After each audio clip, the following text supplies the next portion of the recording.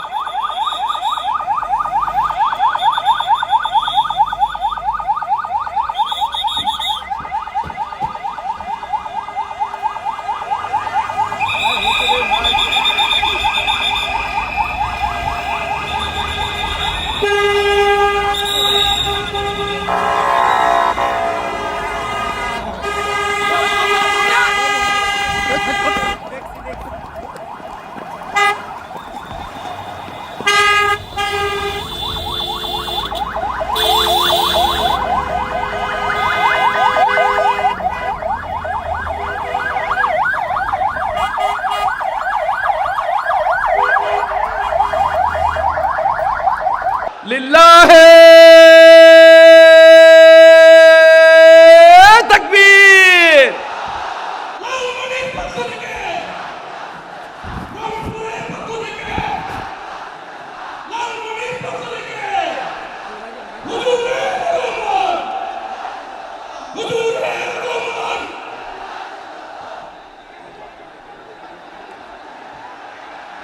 আমি একটু দেখতে চাই যে রংপুর বিভাগের কে কোন জেলা থেকে আপনারা এসেছেন। কুড়িগ্রাম থেকে কারা এসেছেন দেখি। কুড়িগ্রাম, মাশাআল্লাহ মাশাআল্লাহ। আচ্ছা, গাইবান্ধা জেলার কে আসছেন? গাইবান্ধা, হ্যাঁ মাশাআল্লাহ। ঠাকুরগাঁও, ঠাকুরগাঁও অনেকে আসছেন। দিনাজপুর জেলা থেকে মাশাআল্লাহ। নীলফামারী, ঠিক আছে, ফি আমানিল্লাহ। পঞ্চগড় অনেক আসছে। রংপুর, রংপুর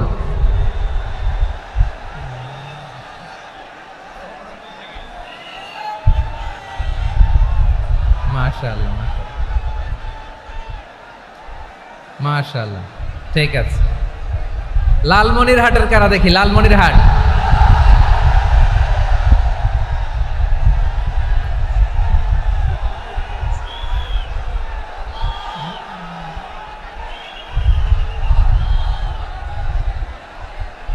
মাশাআল্লাহ, মাশাআল্লাহ,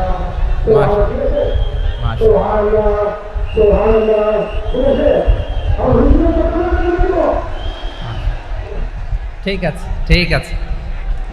আচ্ছা, এই রংপুর বিভাগের বাইরে থেকে অন্য জেলার কারা কারা আসছেন দেখি, তাও আছে অনেকে। মাশাআল্লাহ, ঠিক আছে, ঠিক আছে। আজকের প্রোগ্রামে উপস্থিত আছেন প্রধান অতিথি হিসেবে অধ্যক্ষ আসাদুল হাবিব দুলু ভাই, সাংগঠনিক সম্পাদক বিএনপি, জাতীয় নির্বাহী কমিটির সভাপতি, জেলা বিএনপি লালমনিরহাট। বিশেষ অতিথি হিসেবে আমাদের অনেক ভাইরা এসছেন, সবাইকে শুকরিয়া জানাই। সভাপতিত্ব করছেন জনাব আব্দুল হাকিম।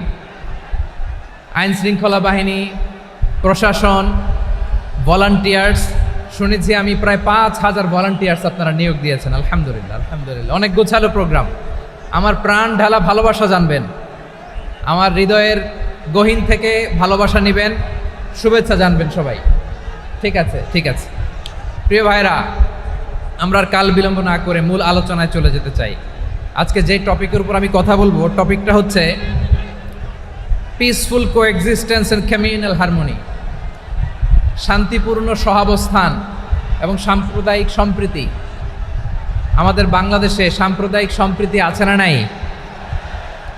আবহমান কাল থেকে আমরা মুসলিম, হিন্দু, বৌদ্ধ, খ্রিস্টান, পাহাড়ি, নৃগোষ্ঠী মিলেমিশে একাকার, আমরা সবাই মিলে বাংলাদেশ। আওয়াজ করে বলেন ঠিক কিনা?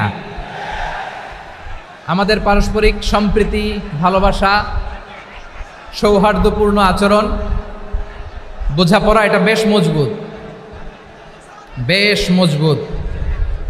তবে মাঝে মাঝে আমাদের এই সম্প্রীতির ভেতরে অনেকে ফাটল ধরাতে চায়।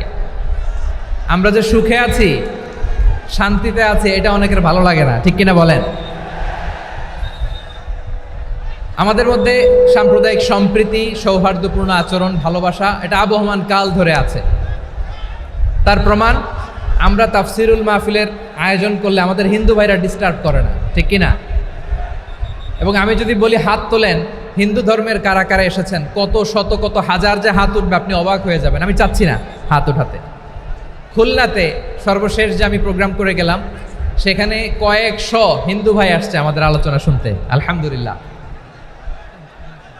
অনেক বৌদ্ধরা আসে, অনেক খ্রিস্টানরা আসে।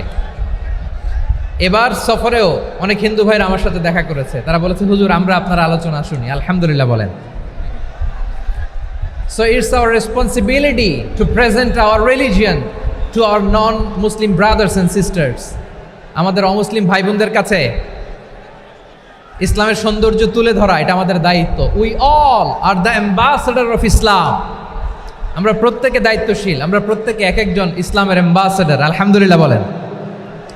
এজন্য এমনভাবে দ্য বিউটি অফ ইসলাম, ইসলামের সৌন্দর্য আমাদেরকে ফুটিয়ে তুলতে হবে, যাতে করে নন মুসলিমরা শাহাদা পড়ে, কালিমা পড়ে মুসলমান হয়ে যায়। অনেক নন মুসলিম ভাই বোন আমাদের হাতে শাহাদা পড়ে, কালিমা পড়ে মুসলমান হয়েছে, অনেক।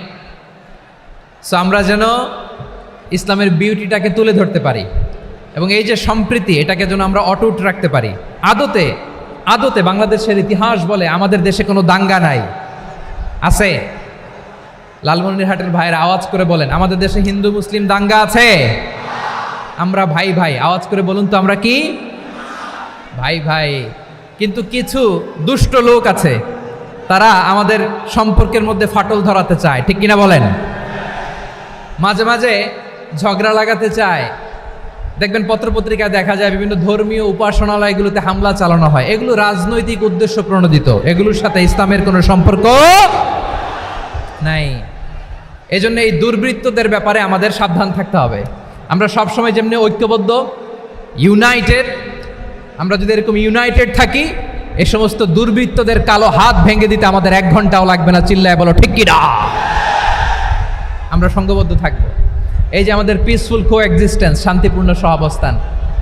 হিন্দুরা পূজা করে, যেদিন হিন্দুদের পূজা অনুষ্ঠান, আমরা ওই দিন তাফসির মাহফিল করি না, ঠিক কিনা বলেন?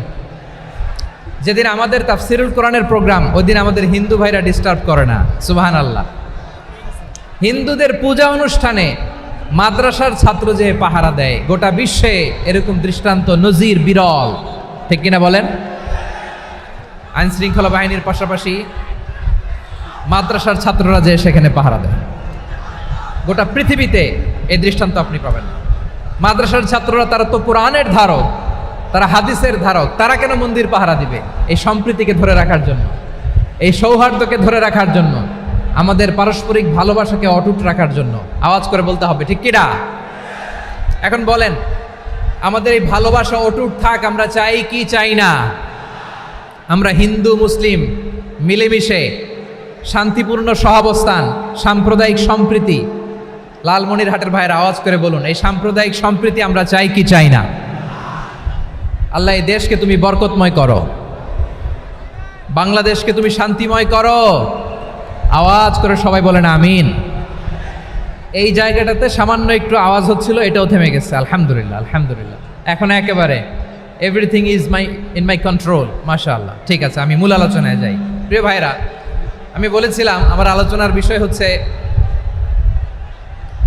শান্তিপূর্ণ সহাবস্থান, সাম্প্রদায়িক সম্প্রীতি। আমরা দেখব ইসলাম আমাদেরকে কি কি দিক নির্দেশনা দেয়। শান্ত হইতে হবে। খরগোশের কানের মতো কান দুটো আমার দিকে করে রাখেন। আমি এখনো উঠে যাব, হাত নাড়ায় লাভ নাই, আমি উঠে যাব। তাকায় থাকো আর কান খাড়া, আওয়াজ হবে না। হ্যাঁ, মাশাআল্লাহ, মাশাআল্লাহ, ঠিক আছে। আমরা দেখব যে রাসূল সাল্লাল্লাহু আলাইহি ওয়াসাল্লাম এই পিসফুল কোএক্সিস্টেন্সের জন্য আমাদের কি শিখিয়েছেন, কি কি গাইডলাইন দিয়েছেন। আমরা 1, 2, 3, 4 করে এগুলো আপনাদের সাথে শেয়ার করব। আমি আপনাদের খেদমতে সূরাতুল আনআমের 108 নম্বর আয়াত তেলাওয়াত করেছি।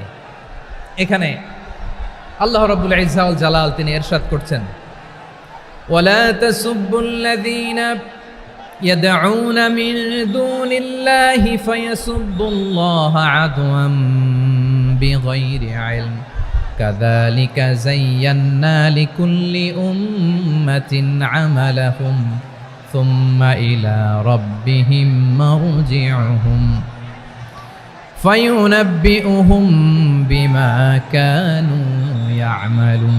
রব্বুল আলামিন বলেন, গোলাম ও আমার ইমানদার বান্দারা, শোনো শোনো। ও আমার বিশ্বাসী বান্দারা, শোনো শোনো। লা তাসুব্বুল্লাযীনা ইয়াদউনা মিন দুনিল্লাহ ফায়াসুব্বুল্লাহা আদওয়াম বিগাইরি ইলম। ও আমার বিশ্বাসী বান্দারা, যারা আল্লাহকে ব্যতি রেখে, আল্লাহকে বাদ দিয়ে অন্য উপাস্যকে ডাকে, দেবীর পূজা করে, তোমরা খবরদার তাদের গালি দিও না। আওয়াজ করে বলেন, কি দিও না? আল্লাহ বলেন, ও বিশ্বাসীরা শোনো, যারা আল্লাহকে বেছে রেখে দেবীর পূজা করে, অন্য উপাস্যের পূজা করে, তাদেরকে ডাকে, ওই দেবতাদেরকে তোমরা গালি দিও না। যদি ওই দেবতাদেরকে গালি দাও, তাহলে ভুলবশত, শত্রুতাবশত তারা তোমাদের রব আল্লাহকে গালি দেবে, ঠিক কি না? তোমরা যদি তাদের দেবতাদের গালি দাও, ওরা রেগে তোমার আল্লাহরে গালি দিবে, তাহলে আল্লাহরে গালি খাওয়ানোর কারণ হয়ে গেলাম আমি, ঠিক কি না? বলেন।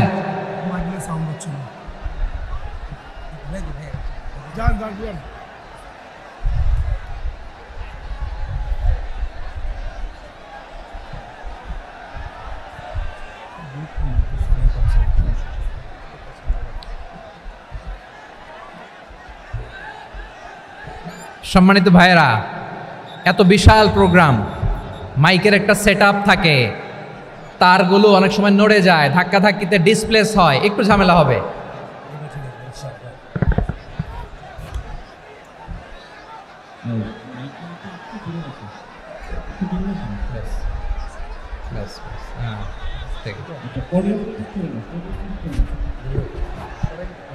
ঠিক আছে, একটু সমস্যা হবে মাঝে মাঝে। আপনারা শান্ত থাকলে, শান্ত থাকতে হবে। এইভাবে সাউন্ড নাই, এই নাই, এই বলতে বলতে আমার সময়ও নাই, উঠে যেতে হবে, এগুলো বোকামি। এই বিভাগীয় প্রোগ্রামগুলোতে যাই, চিৎকার চেঁচামেচি করে তোমরা আসো, সময় শেষ আমাকে উঠে যেতে হয়। আমরা তো বঞ্চিত হলাম। গুরুত্বপূর্ণ অনেক কথা শোনাবো তোমাদের, অনেক। প্রিয় ভাইরা, আপনারা শান্ত হয়ে বসুন, শান্ত হয়ে। রব্বুল আলামিন বলেন, খবরদার বিশ্বাসীরা, আল্লাহ ছাড়া যারা অন্যান্য উপাস্যদেরকে ডাকে, দেবতাদেরকে ডাকে, তাদেরকে তোমরা গালি দিও না। ওই সমস্ত দেবতাদেরকে যদি তোমরা গালি দাও তাহলে তারা আল্লাহকে গালি দিবে, ঠিক কিনা বলেন? আমরা দেবতাদের গালি দিলে ওরা আল্লাহকে গালি দিবে। রব্বুল আলামিন বলেন, খবরদার দেবতাদেরকে গালি দিও না, তাহলে ওরা তোমার রব আল্লাহরে গালি দেবে। প্রতিটি জাতির জন্য তাদের কাজকে আমি আল্লাহ সুশোভিত করে রেখেছি, তারা সবাই একদিন আমার কাছেই ফিরে আসবে। এরপর আমি রব্বুল আলামিন তাদের আমলনামা তাদেরকে জানিয়ে দেব। সুবহানাল্লাহ পড়ে। প্রিয় ভাইয়েরা, আল্লাহ তাআলা বলেছেন খবরদার গালি দিও না। আদেশটা কার? আওয়াজ করে বলেন তো। হিন্দুদের দেবতা দেবদেবীদেরকে গালি দেওয়া যাবে না। আওয়াজ করে বলুন প্রিয় ভাইয়েরা, এই আদেশটা কার? এই আপনাদের গলার আওয়াজ। অন্য ধর্মের দেবতাদেরকে যে গালি দেওয়া যাবে না, এই আদেশটা কার? আরো জোরে বলুন, কার? গালি দিবেন কোন দেবতাকে? দিবেন? যদি দেন তাহলে ওরা আল্লাহরে গালি দিবে। তাহলে আল্লাহরে গালি খাওয়াইলো কে? আপনি, ঠিক কিনা বলেন? আমি আল্লাহকে গালি খাওয়ানোর কারণ হলাম, কারণ আমি যদি গালি না দিতাম ওরা আমার রবকে গালি দিত না। আওয়াজ করে বলেন ঠিক কিনা? তাহলে প্রিয় ভাইয়েরা, ইসলাম আমাদেরকে শিখায়, সূরাতুল আনআমের 108 নম্বর আয়াত থেকে আমরা বুঝলাম কোনো ধর্মকে ছোট করা যাবে না। অন্য ধর্মকে ছোট করা মানে ইসলামকে ছোট করা। অন্য ধর্মের দেবতাকে গালি দেওয়া মানে আল্লাহকে গালি খাওয়ানো। আওয়াজ করে বলেন ঠিক কিনা? খবরদার, এটা করা যাবে না। আর অন্য ধর্মের দেবতাকে যদি আপনি গালি দেন, ওরা ইসলাম থেকে দূরে সরে যাবে। যাও ইসলামের প্রতি আকৃষ্ট হয়েছিল আর কোনোদিন ইসলামের ধারে কাছে আসবে না। আওয়াজ করে বলেন ঠিক কিনা? এজন্য কখনো কোনোদিন অন্য ধর্মের দেবতাদেরকে গালি দেওয়া যাবে না। অন্য ধর্মের কোনো দেবতাদেরকে আমরা গালি দিব না, গালি দিব না, বরং ইসলামের beauty, the beauty of Islam, ইসলামের সৌন্দর্যকে আমরা তুলে ধরব। আমরা যদি বিশ্বনবী সাল্লাল্লাহু আলাইহি ওয়াসাল্লামের জীবনের দিকে তাকাই তাহলে আমি দেখব বিষ্ণু ইসলাম মক্কাতে কিংবা মদিনাতে অন্য ধর্মের লোকদের সাথে খুব পিসফুলি লাইফ লিড করেছেন। হোক মুশরিক, হোক খ্রিস্টান, হোক ইহুদি, বিশ্বনবী সবার সাথে মিলেমিশে ছিলেন। আলহামদুলিল্লাহ বলেন। ইসলাম হচ্ছে পিসফুল রিলিজিয়ান। অন্য ধর্মের প্রতি সহনশীলতার সবক ইসলাম আমাদেরকে দেয়। কিন্তু প্রতিটি মুসলিমের এটা মনে রাখতে হবে, আল্লাহর কাছে পছন্দনীয় গ্রহণযোগ্য ধর্ম জীবনাদর্শ একটি, সেটা হচ্ছে ইসলাম। আওয়াজ করে বলেন সেটা কি? লালমনিরহাটের ভাইয়েরা আওয়াজ করে বলুন, আল্লাহর কাছে মনোনীত ধর্ম একটি, সেটা কি? এজন্য রব্বুল আলামিন বলেন, ইন্নাদ-দীনা ইনদাল্লাহিল ইসলাম, আল্লাহর কাছে মনোনীত গ্রহণযোগ্য অ্যাকসেপ্টেড ধর্ম মতাদর্শ একটা, সেটা হলো ইসলাম। ইসলাম ছাড়া অন্য কোনো ধর্ম যদি কেউ তালাশ করে তার ওই ধর্ম আল্লাহ গ্রহণ করবে না। ومن يبتغي غير الإسلام دينا فلن يقبل منه وهو في الآخرة من الخاسرين. Whoever seek anything except Islam, that won't be accepted from him, and he will be loser in the day of judgment. কিয়ামতের দিন ইসলাম ছাড়া কেউ যদি অন্য কোনো ধর্ম তালাশ করেছে দুনিয়াতে, তার এই মতাদর্শ গ্রহণ করা হবে না। and he will be loser, সে হবে লুজার, ক্ষতিগ্রস্ত, হাই হাই কোম্পানির ম্যানেজার। ওর আমও শেষ, সালাও শেষ। আওয়াজ করে বলেন ঠিক কি না? এজন্য ইসলাম পেয়ে আমরা খুশি না বেজার?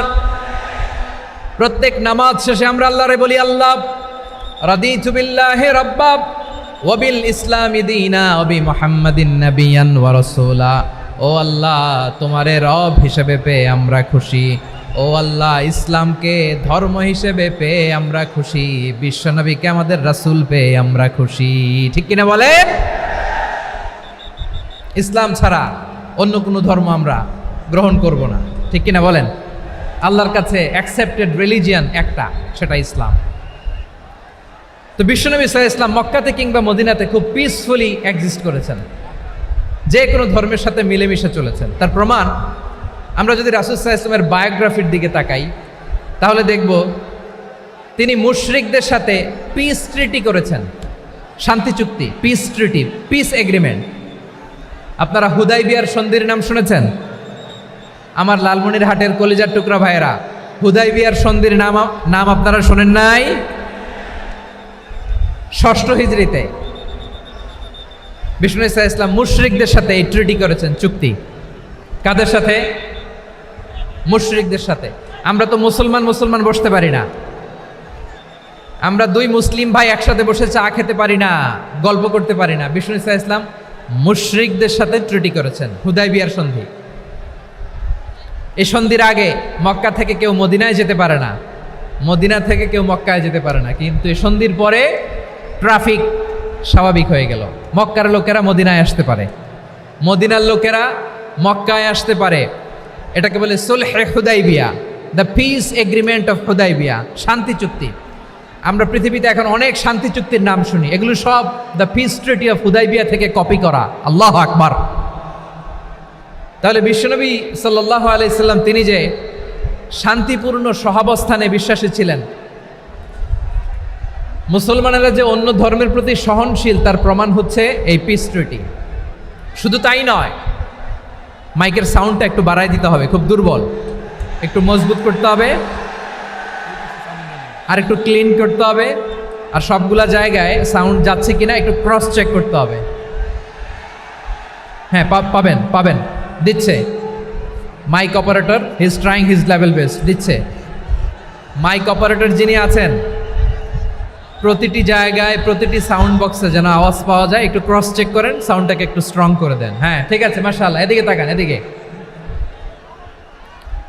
মক্কার পার্ট গেল, পিস এগ্রিমেন্ট করলেন, শান্তি চুক্তি। বিষ্ণু ঈসা ইসলাম মদিনায় যে কি করলেন?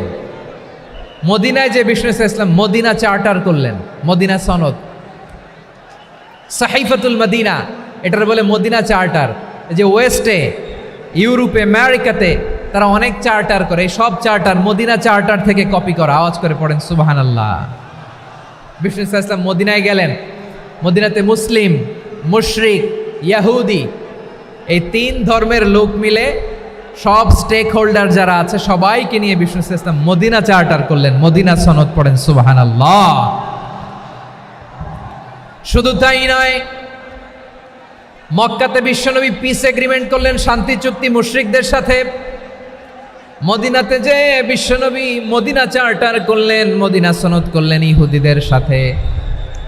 আবার মদিনাতে বিশ্বনবী ইহুদিদের সাথে পিস ডায়ালগ করলেন, ইন্টারফেথ ডায়ালগ করলেন, আন্তধর্মীয় সংলাপ করলেন, যেই সংলাপের মূল ভিত্তি ছিল তাওহীদ। মূল ভিত্তি ছিল কি? তাওহীদ। বিশ্বনবী ইহুদিদেরকে ডাকলেন, আহ্বান করলেন, কুল ইয়া আহলাল কিতাবি তাআলাউ ইলা কালিমাতিন সাওয়াইন বাইনানা ওয়া বাইনাকুম আল্লা না'বুদা ইল্লাল্লাহ ওয়া লা নুশরিকা বিহি শাইআন ওয়া লা ইয়াত্তাখিযা বা'দুনা বা'দান আরবাবাম মিন দুনিল্লাহ فإن تولوا فقولوا اشهدوا بأننا مسلمون সুবহানাল্লাহ পড়েন। বিশ্বনবী মদিনার ইহুদিদের ডেকে বললেন, ও ইহুদিরা, শোনো শোনো, আসো এমন একটা আদর্শের প্রশ্নে আমরা একত্রিত হই যে আদর্শের প্রচার তোমাদের নবীরাও করেছে, আমিও করি, যে আদর্শের কথা তোমাদের পবিত্র ধর্মগ্রন্থগুলোতে আছে, আমার কোরআনেও আছে, সেটা হলো তাওহীদ। আমরা এক আল্লাহ ছাড়া কারো ইবাদত করব না, আল্লাহর সাথে কাউরে শরীক করব না, আল্লাহ ছাড়া কাউরে রব মানব না। পড়েন সুবহানাল্লাহ। তাহলে আমার প্রিয় লালমনিরহাটের ভাইরা, মদিনাতে যে তিনি মদিনা চার্টার করলেন, মদিনা সনদ, পিস ডায়ালগ করলেন, শান্তির সংলাপ, ইন্টারফেথ ডায়ালগ করলেন, আন্তধর্মীয় সংলাপ, যার ভিত্তি ছিল তাওহীদ। সুবহানাল্লাহ পড়েন। তাহলে অন্য ধর্মের প্রতি সব সময় ইসলাম সহনশীল, টলারেন্স। যদি আপনি দেখতে চান ইসলামের নবী বিশ্ব নবীর দিকে তাকান, ঠিক কিনা বলেন? আমরা তো সংখ্যালঘুদের রাইটস প্রোটেক্ট করার জন্য কত আইন বানাই, কত বৈঠক করি, কত সংবাদ সম্মেলন করি। বিষ্ণু সাল্লাল্লাহু আলাইহি ওয়াসাল্লাম সংখ্যালঘুদের রাইটসের ব্যাপারে, অধিকারের ব্যাপারে যে কথা বলেছেন, শুনলে আপনি অবাক হয়ে যাবেন। বিশ্বনবী বলেন, আলা মান যালামা মুআহাদান আও ইনতাকাসাহু আও কাল্লাফাহু ফাওকা তাআতিহি আও কাল্লাফাহু ফাওকা তাকাতিহি আও আখাযা মিনহু শাইআন বিগাইরি তিবি নাফসিন ওয়া আনা হাজিজুহু ইয়াউমাল কিয়ামা। খবরদার, জেনে রাখো, কেউ যদি কোনো সংখ্যালঘুর উপরে অত্যাচার করে, কোনো সংখ্যালঘুর প্রাপ্য থেকে যদি কেউ কাউকে ঠকায়, সংখ্যালঘুর উপর যদি কেউ কষ্ট দেয়, কোনো সংখ্যালঘুর সম্পদ যদি কেউ জোর করে কেড়ে নেয়, আমি কিয়ামতের দিন বিশ্বনবী ওই সংখ্যালঘুর পক্ষে আর ওই মুসলমানদের বিপক্ষে বাদী হয়ে দাঁড়াবো। সুবহানাল্লাহ বলতে পারলেন না? আল্লাহু আকবার। আপনি নামাজি, আপনি মুসল্লি, আপনি হাজী সাহেব, তাহাজ্জুদ পড়তে পড়তে কপালে দাগ ফেলে দিছেন, আপনার প্রতিবেশী হিন্দু, ভাবছেন আমার তো পাওয়ার আছে, ওর জমিটা দখল করি। বিশ্বনবী বলেন, কিয়ামতের দিন ওই হিন্দুর পক্ষে তোর বিরুদ্ধে আমি বাদী হয়ে দাঁড়াবো। পৃথিবীর কোন ধর্মে এরকম স্টেটমেন্ট পাবেন? পাবেন? আপনি ভাবছেন আপনি নামাজ পড়লে হাজী সাহেব কপালে দাগ ফেলায় দিলে আপনি সেলসেলায় জান্নাতে চলে যাবেন না? খবরদার। বিশ্বনবী বলেন, কোন সংখ্যালঘুর উপর যদি কেউ আক্রমণ করে, তার প্রাপ্য তাকে না দিয়ে যদি তাকে ঠকায়, তার উপর জুলুম করে, তার সম্পদ যদি কেড়ে নেয়, আমি নবী, তুমি মুসলিম হইতে পারো, মুসল্লি হইতে পারো, তার পক্ষে, তোমার বিপক্ষে আল্লাহর দরবারে বাদী হয়ে দাঁড়াবো। আচ্ছা, লালমনিরহাটের ভাইরা, কথা বুঝতে পারলে আওয়াজ করে উত্তর দেন। বিশ্বনবী যদি কারো বিপক্ষে দাঁড়ায় কিয়ামতের দিন, আই রিপিট, আমি আবারও বলছি, বিশ্বনবী যদি কিয়ামতের দিন কারো বিপক্ষে দাঁড়ায়, ও তো সেলসেলায়া জান্নাতি, তাই না? জান্নাতি না? যে নবীর সুপারিশ ছাড়া জান্নাতের গেটও দেখা যাবে না, ওই নবী যদি বলে তোর বিপক্ষে আমি বাদী হয়ে দাঁড়াবো, ওই জান্নাতে আর ঢোকার কোনো সুযোগ আমাদের থাকবে? এখানেই শেষ না আমার প্রিয় লালমনিরহাটের ভাইয়েরা, এখানেই শেষ নয়। বিশ্বনবী বলেন, মান কাতালা মুআহাদান, বুখারীর বর্ণনা, মান কাতালা মুআহাদান লাম ইয়ারাহ রাইহাতাল জান্নাহ। কেউ যদি, কোনো মুসলিম যদি অন্যায়ভাবে কোনো সংখ্যালঘুকে হত্যা করে, কোনো হিন্দুকে হত্যা করে, কোনো বৌদ্ধরে হত্যা করে, অন্যায়ভাবে কোনো মুসলিম যদি কোনো সংখ্যালঘুরে হত্যা করে, জান্নাতে যাওয়া তো দূরের কথা, ওই মুসলিম জান্নাতের ঘ্রাণও পাবে না। সেই বুখারীর বর্ণনা, মান কাতালা মুআহাদান লাম ইয়ারাহ রাইহাতাল জান্নাহ ওয়া ইন্না রিহাহা লা ইউজাদু মিন মাসিরাতি 40 আমা। যে জান্নাতের ঘ্রাণ 40 বছর দূরের রাস্তা থেকেই পাওয়া যায়। সুবহানাল্লাহ পড়েন। প্রিয় ভাইরা, এখান থেকে জান্নাতে পৌঁছতে লাগবে 40 বছর। এত দূর, কত বছর? সবাই বলেন, কত বছর? এখান থেকে জান্নাতে পৌঁছতে লাগবে 40 বছর। এত দূরে থাকতেই জান্নাতের ঘ্রাণ আপনার নাকে এসে ধাক্কা মারবে। বিশ্বনবী বলেন, যে ব্যক্তি কোনো সংখ্যালঘুকে হত্যা করে, জান্নাতের ঘ্রাণ তো পাবেই, জান্নাতে তো ঢুকতে পারবেই না, জান্নাতের ঘ্রাণও তার নাকে লাগবে না। পড়েন নাউযুবিল্লাহ। তাহলে সংখ্যালঘুদের ব্যাপারে ইসলামে অধিকার দেয়া আছে না নাই? লালমনিরহাটের ভাইয়ের আওয়াজ করে বলেন, আমার সংখ্যালঘু হিন্দু ভাইদের রাইটস, অধিকার আমাদের ইসলামে প্রোটেক্টেড আছে না নাই? এখানেই শেষ না। বিষ্ণু ইসলাম আপনার অমুসলিম প্রতিবেশীর সাথে ভালো আচরণ করতে বলেছে। আমাদের হয় না, এটা মুসলিম পাড়া, ওটা বৌদ্ধ পাড়া, হয় না? অনেক সময় হয় না, এটা আমাদের মুসলিম পাড়া, ওইটা হিন্দু পাড়া, এরকম আছে না নাই? লালমনিরহাটে নাই না? আছে? হিন্দু যদি আপনার প্রতিবেশী হয়, কি করবেন? ওরে কষ্ট দিবেন নাকি? কেন? ও তো হিন্দু, ও তো আমার আল্লাহরে ডাকে না, ওরে কষ্ট দিলে জায়েজ হবে না? খবরদার। বিষ্ণু ইসলাম বলেন, মান কানা ইউমিনু বিল্লাহ ওয়াল ইয়াউমিল আখির ফালিউকরিম জারাহ। যে আল্লাহ বিশ্বাস করে আর আখিরাতে বিশ্বাস করে, সেজন্য প্রতিবেশীর সাথে ভালো আচরণ করে। সুবহানাল্লাহ। কলিজা জুড়ায় যায় না আমার নবীর কথাগুলো শুনলে? যে আল্লাহ বিশ্বাস করে, যে আখিরাতে বিশ্বাস করে, সেজন্য প্রতিবেশীর সাথে ভালো আচরণ করে। এখানে বলছে মুসলিম প্রতিবেশী, বলছে